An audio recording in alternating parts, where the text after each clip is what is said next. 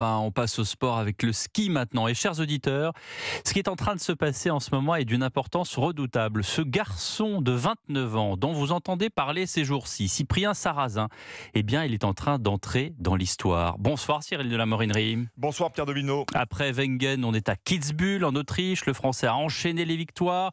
Là, c'est la deuxième d'affilée sur la mythique Streif qui met sur la touche le dieu du ski masculin en ce moment, Marco Odermatt. Oui, Cyprien Sarrazin a donné une leçon de ski. D'ailleurs, le numéro 1 de la discipline, Marco Odermatt, vous l'avez dit, parti juste avant Sarrazin, pensait avoir gagné la course. Mais ensuite, c'est une fusée qui s'était lancée sur la mythique Streif de Kitzbühel. Cyprien Sarrazin a découpé la piste. Il s'impose avec près d'une seconde d'avance sur le Suisse. C'est un écart phénoménal. Sous un franc soleil, le skieur de 29 ans explose de joie. Parce qu'il y a 3 semaines, figurez-vous, c'était un inconnu. Le skieur originaire de Gap, novice dans les disciplines de vitesse, a fait un immense travail sur lui-même pour atteindre les sommets, comme il le raconte à nos confrères de Canal+.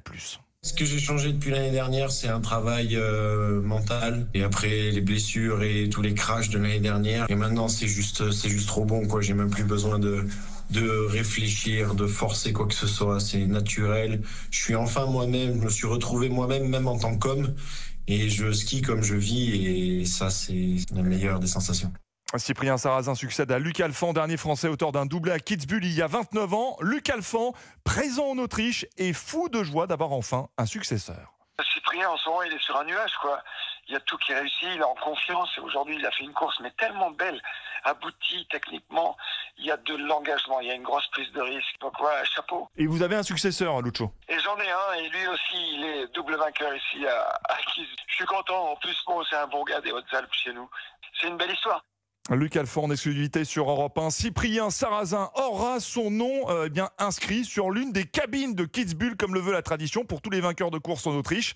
Le skieur du Dévolu n'a que 6 points de retard sur Odermatt au classement général de la Coupe du Monde de descente. Le Français peut donc rêver remporter le petit globe de la spécialité.